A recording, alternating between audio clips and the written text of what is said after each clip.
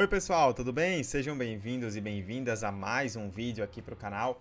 Chegando para falar do Clube Esportivo Sergipe, porque nem mesmo com a temporada parada o torcedor do Sergipe tem paz, né? Algumas notícias aí bem complicadas saindo em relação ao Sergipe nos últimos dias e a gente vai discutir um pouco, né, da repercussão dessas notícias, dessas informações que vêm sendo divulgadas e o que pensar para esse futuro do Sergipe, né, a partir do momento em que a gente já tem uma ciência maior de todos esses problemas. Antes disso, eu quero, como sempre, pedir aqui no começo dos vídeos para que você que está chegando agora, conhecendo o nosso trabalho aqui de análise sobre o futebol sergipano, se inscreva no canal e ative o sininho para receber notificações sempre de novos vídeos por aqui. E independente se você é inscrito ou não no canal, se você está gostando dos nossos conteúdos, deixe sempre o like, o comentário nos vídeos. É importante porque é a forma mais orgânica de fazer com que esses vídeos se espalhem a mais pessoas aqui no YouTube. Aquela lógica de algoritmo de rede social que vocês sabem bem como funciona. Muito bem, então, vamos falar do Sergipe, porque, como eu falei, os últimos dias foram de algumas notícias, no mínimo, muito complicadas, né? Aí pensando na equipe colorada. Primeiro, na última segunda-feira, dia 6 de setembro, a página Mandacaru Esportivo do meu querido amigo Wendel Rezende, mandar um abraço para o Wendel, que além de gente boníssima, é um cara que está sempre apoiando aqui o canal, já participou de conteúdos com a gente, está sempre divulgando, é muito bom poder contar com essa parceria. Ele recebeu, né, mensagens de jogadores pedindo espaço para denunciarem situações que estavam acontecendo no Sergipe. E os próprios jogadores, eles aceitaram, né, pelo que a gente percebeu, se identificarem, né? Então essas denúncias vieram de forma nominal. Até separei essas denúncias para poder colocar aí na tela e destacar o que foi que os jogadores trouxeram. O Tony Maraial disse: estou com 5 meses de salários atrasados, 3 meses da antiga gestão e 2 meses da atual, e ainda esperando uma cirurgia desde novembro do ano passado. Estou com minha família aqui, minha esposa e minhas 2 filhas.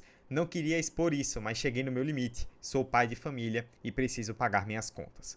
Sacramento, dos artilheiros do Sergipe na temporada. São promessas e mais promessas. Chega o dia e não cumprem. Estamos à deriva. Reni Max, um dos destaques do Sergipe no ano. O presidente não responde e nem dá satisfação a ninguém. Estou sem receber desde a final da Copa Lotese, mas tem jogadores com mais salários atrasados. Prometem que vão pagar e nunca cumprem. A situação é crítica. E talvez o caso mais pesado, né, seja o do Birungueta, meia do Sergipe. Acabaram com minha carreira. Ninguém se comoveu. Estão nem aí. Nunca passei por tanta humilhação no futebol. Ainda preciso fazer uma nova cirurgia. 5 meses de salários atrasados. Fora moradia. Enquanto isso, continuo fazendo meus bicos de Uber. Esse relato de longe é o mais pesado, né? O Birungueta chegou ao Sergipe em 2023, teve uma lesão à época, acabou ficando afastado, mesmo assim renovaram o contrato dele, desde então ele sumiu, né? Não voltou mais a campo e trouxe esse relato, né? Não é a primeira vez, na verdade, que o Birungueta fala sobre isso, mas ele fez questão de trazer esse relato ao Wendel, ao Mandacaru Esportivo, falando justamente sobre isso, né? E no post que o Mandacaru fez com essas denúncias, tem um comentário da esposa do Birungueta, que eu vou colocar inclusive aí na tela para vocês também, a Rosane Souza, que disse o seguinte: em 11 anos acompanhando meu esposo no futebol, eu nunca vi necessidade de me posicionar em nada relativo à vida profissional dele. Mas eu jamais presenciei tamanha humilhação com um pai de família, que sempre honrou seu compromisso profissional e sofreu na mão de 3 gestões diferentes, mas que no final das contas agiram de má fé da mesma forma. São mais de 2 anos tentando com paciência agir da melhor maneira, com profissionalismo, mas do que adianta ser profissional com quem nunca foi? O que adianta a cordialidade com quem jamais soube o que é ser cortês? Meu esposo jamais cobrou além daquilo que era o mínimo, o que estava previsto em contrato. Não são 2 meses, são 2 anos e 6 meses tentando agir com paciência e educação. Espero que isso resulte em algo, porque sinceramente, depois de 2 anos e meio, eu não espero mais nada.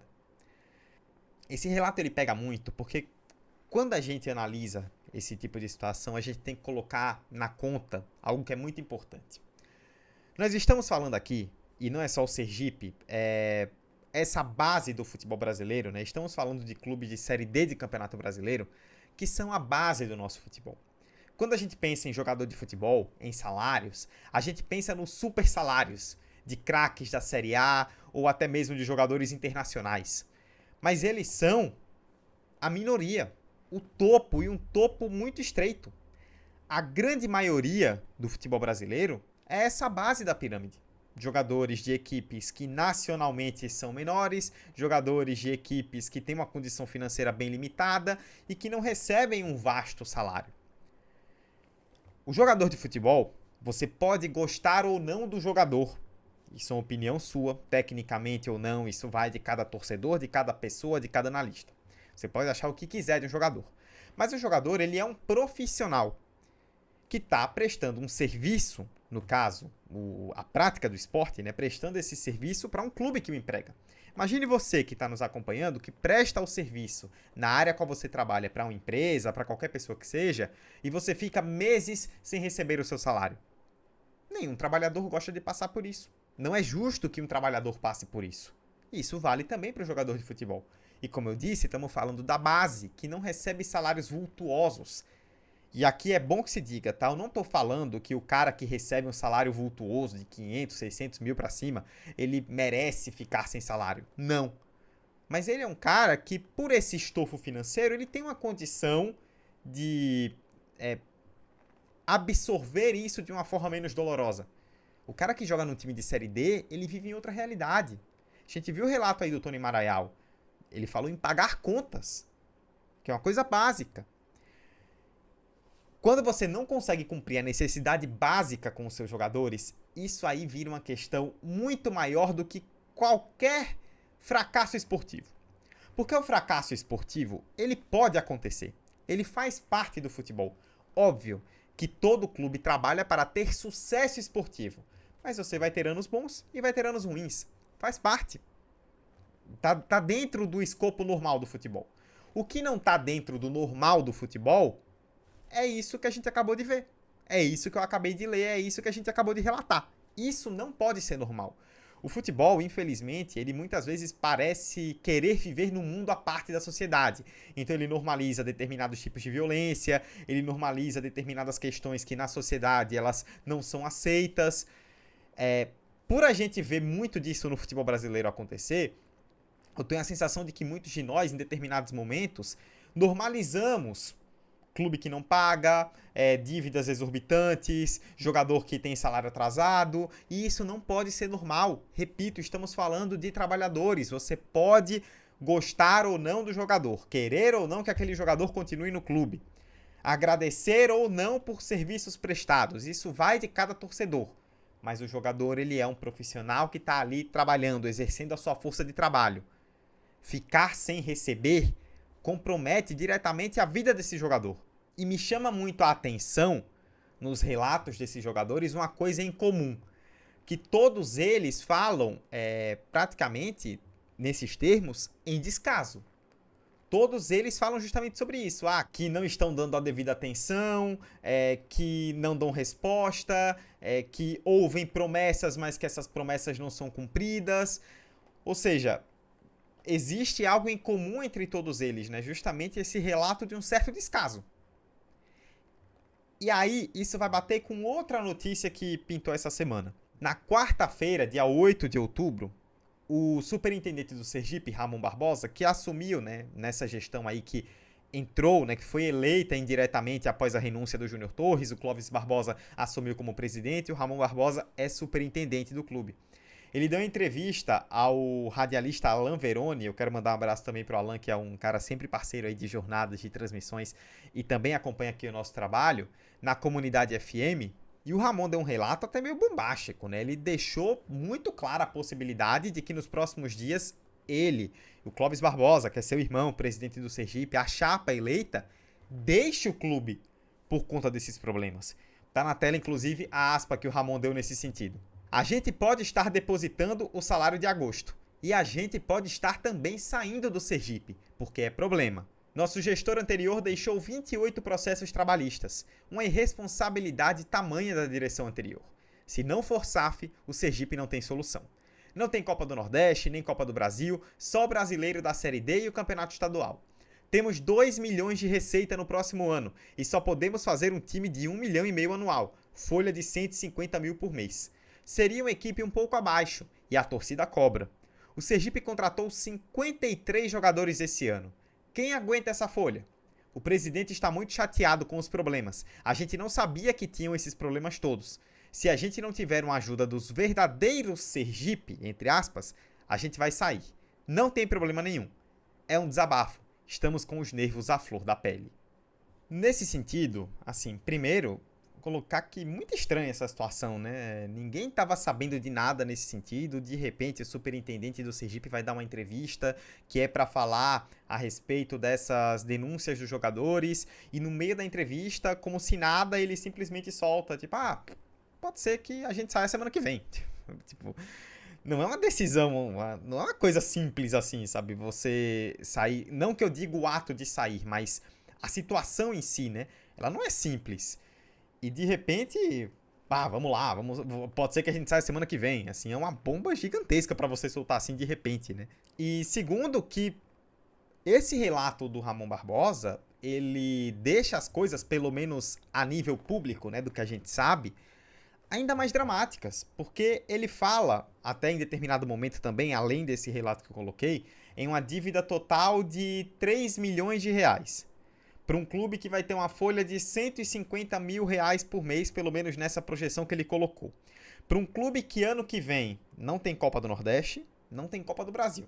Só joga estadual e Série D, além da Copa Governo do Estado aí, caso ela permaneça. Ou seja, não vai ter grandes competições nacionais com grandes cotas para receber. Como é que fica essa situação do Sergipe para o ano que vem? Esse cenário já projeta para o torcedor do Sergipe um 2026 de muita dor de cabeça de novo, de muitos problemas de novo.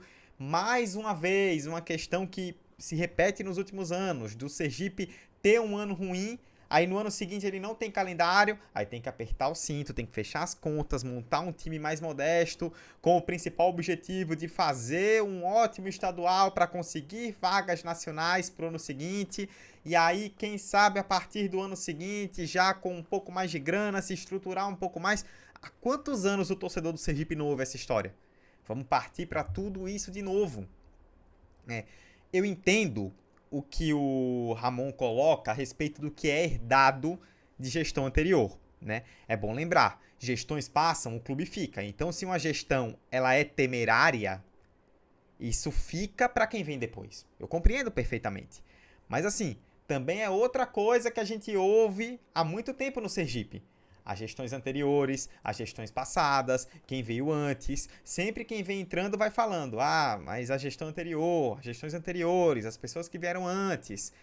Ok, e a gente não pode cobrar no meio desse cenário que surja simplesmente um salvador da pátria, que simplesmente as coisas vão acontecer porque uma pessoa vai chegar lá e vai mudar radicalmente sozinha. Não é assim que acontece. Mas também, o tempo todo a gente ouve isso de gestões anteriores, gestões anteriores, gestões anteriores. E quando que esse ciclo vai ser quebrado? O Ramon Barbosa até coloca de uma forma muito direta que ou é SAF ou não tem solução. Isso também é um ponto importante, porque assim, se o cenário é realmente esse, então o Sergipe é um clube que vai entrar em determinado momento, talvez até próximo, em um cenário de praticamente desespero, de precisar de uma SAF o mais rápido possível. E isso pode ser um problema, porque a SAF ela é um processo, de certa forma, longo, não acontece da noite para o dia. Vamos ver o que está acontecendo no Confiança. A primeira visita do Rodolfo Landim às instalações do Confiança, para conhecer ali o cenário, formular o que poderia acontecer, foi em janeiro desse ano, janeiro de 2025. Nós estamos em outubro e ainda tem uma proposta para ser votada em assembleia, com sócios, toda a discussão. Ou seja, já se foram aí 9 meses, 9, 10 meses, e ainda está em discussão. Então não é um processo que vai acontecer do dia para a noite. Enquanto ele não acontecer, o Sergipe vai viver a deriva. É uma situação complicadíssima, né? Porque você está falando do futuro próximo, do futuro a longo prazo, de situações que impactam diretamente no funcionamento do dia a dia do clube, né? Quando a gente fala de atrasos de salários. Então, assim, qual o prognóstico para o Sergipe? E como que o torcedor reage a essas questões? Porque é óbvio, quando a gente fala de organização de clubes, O discurso normal e mais correto é o da paciência, né? Gente, vamos ter paciência, vamos ter calma, é com o tempo. Legal, ok. Mas como é que você vai pedir paciência para um torcedor que já está há tantos anos machucado? Um torcedor que há tantos anos ouve promessas de melhorias e que as coisas não se resolvem. O superintendente, o Ramon, ele fala na entrevista aí, como eu coloquei, né, em relação à gestão anterior, ao que foi deixado, que é algo muito irresponsável. Mas o próprio Clóvis Barbosa, quando ele assumiu em julho, depois que o Júnior Torres, em meio àquele processo de impeachment, entregou o cargo, ele falou abertamente, tá na internet aí, em matérias da imprensa, para quem quiser buscar. A partir de agora, o torcedor do Sergipe vai começar a ver algo diferente. Isso em relação à gestão, à forma de abordagem ali no clube. 3 meses depois disso, o superintendente do clube fala abertamente à imprensa que o presidente está muito chateado com tudo que encontrou e que há a possibilidade deles saírem. Aí vai ser mais um presidente, mais uma instabilidade administrativa. Foi algo que a gente tocou em vídeos anteriores aqui, né? A quantidade enorme de presidentes que o Sergipe teve nos últimos anos. É ficar dando murro em ponta de faca. A mesma coisa de novo, de novo, de novo. Como é que você vai, no meio desse cenário, da mesma coisa de novo e de novo, dizer pro torcedor, tenha calma, tenha paciência? O que o torcedor pensa é, cara, tem anos que eu tenho calma e paciência e espero e confio nas palavras de quem assume o Sergipe e no fim continua a mesma coisa. É uma situação vexatória. Eu não gosto muito de estar usando esses termos o tempo inteiro. Eu acho que o jornalismo esportivo nos últimos tempos tem banalizado muito isso. Mas não tenho o que falar, é uma situação vexatória. A gente mostrou aí a situação de atletas que estão aguardando meses sem receber. Isso é outro ponto também, né? Porque na entrevista à Comunidade FM, o Ramon Barbosa fala em pagar a folha de agosto. Jogadores estão falando em até 5 meses de salários atrasados. Não ficou claro se essa folha de agosto contempla os meses anteriores, se seria só a folha de agosto. Isso fica no ar. Mas fato é que a gente está falando de uma situação que coloca os jogadores expostos a problemas sérios, a meio que o ridículo, assim, publicamente. Os dirigentes, claramente, pela declaração do Ramon Barbosa, eles foram surpreendidos com a situação.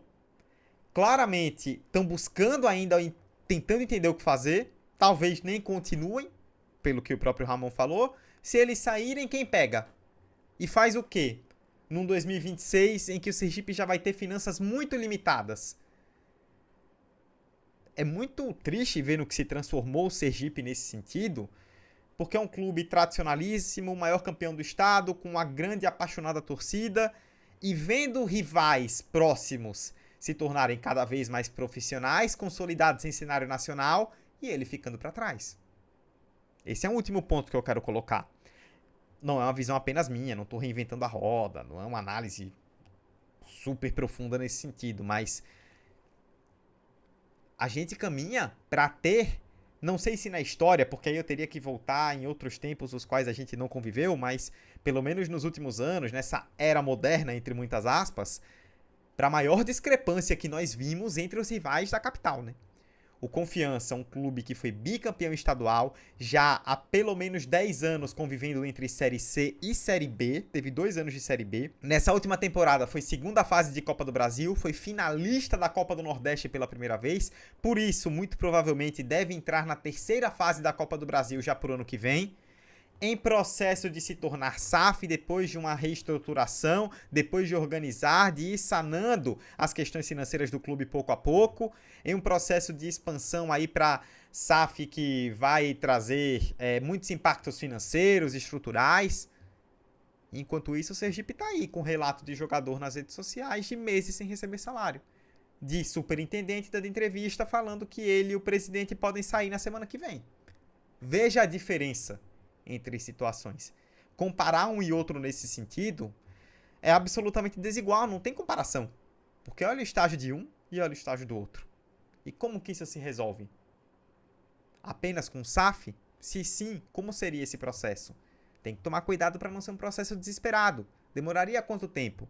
Nesse meio tempo, como que o Sergipe se sustentaria?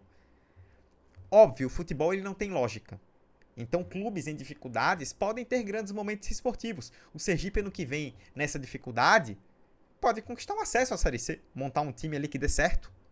Esse ano, por exemplo, de 2025, em meio a todo esse caos, foi ao mata-mata e caiu nos pênaltis para o Santa Cruz, que bateu o vice-campeão. Tivesse passado naquelas penalidades, estaria nas oitavas a 4 jogos do acesso. O futebol não tem lógica, as coisas podem acontecer. Mas é fato, pelo que vem acontecendo nos últimos anos, o Sergipe não trabalha para que essas coisas aconteçam. Elas podem acontecer, repito, porque faz parte do futebol, mas o clube não tem trabalhado para isso. São atletas para trazerem esses relatos públicos em situação de desespero, diretoria que não sabe se fica, não sabe se vai e ainda tentando entender o que está acontecendo, e os torcedores que ficam na agonia de um clube à deriva. Ninguém sabe qual é a solução, mas definitivamente o Sergipe entrou num buraco que para sair é muito difícil. É ver como serão os próximos passos. É isso, pessoal. Foi uma análise aqui mais ampla, né? Falando de toda essa situação do Sergipe. Espero que vocês tenham gostado aqui do vídeo, das análises, dos argumentos. Se você está chegando agora e conhecendo o nosso trabalho, se inscreva no canal e ative o sininho para receber notificações de novos vídeos por aqui. E independente de você ser inscrito ou não, se você gostou do conteúdo, deixa o like, deixa o comentário para que esse vídeo possa se espalhar a mais pessoas aqui no YouTube. Tá certo? Muito obrigado mais uma vez pela audiência de vocês e até a próxima. Valeu!